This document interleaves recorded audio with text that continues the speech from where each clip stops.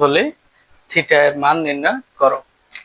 তাহলে সমজাতীয় বানানোর চেষ্টা করব, হয় দুইটাই sec থিটা হবে, তা না হলে দুইটাই tan থিটা হবে। তাহলে তোমাদের অঙ্কটা সমাধান করতে অনেক সহজ হয়ে যাবে।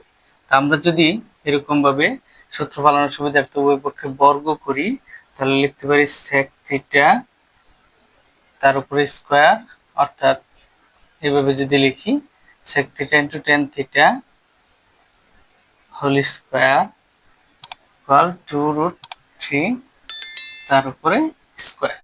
যদি স্কয়ারটা এভাবে দিয়ে দিই sec square theta into tan square theta সমান 2 দুগুণে 4, রুট স্কয়ারে কাটা, এখানে হলো কত 3 নিলে এখানে থেকে tan স্কয়ার থিটা প্লাস 4, আর এখান থেকে -3 কমন নিলে same tan square theta plus 4 equal 0।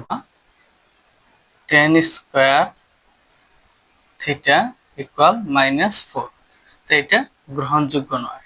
আচ্ছা, এখন তোমরা কি লিখতে পারো যে tan√3 অর্থাৎ √3 কত ডিগ্রি মান, tan কত ডিগ্রি মান √3 বলো তো দেখি।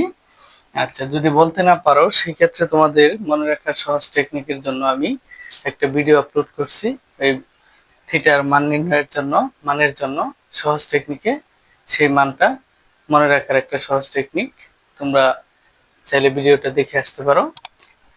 তো এখন আমরা লিখতে পারি যে আমরা জানি যে tan 60 ডিগ্রি এর মান হচ্ছে √3, তাহলে tan কাটা আমাদের অ্যান্সার আসলো কি থিটা ইকুয়াল 60 ডিগ্রি।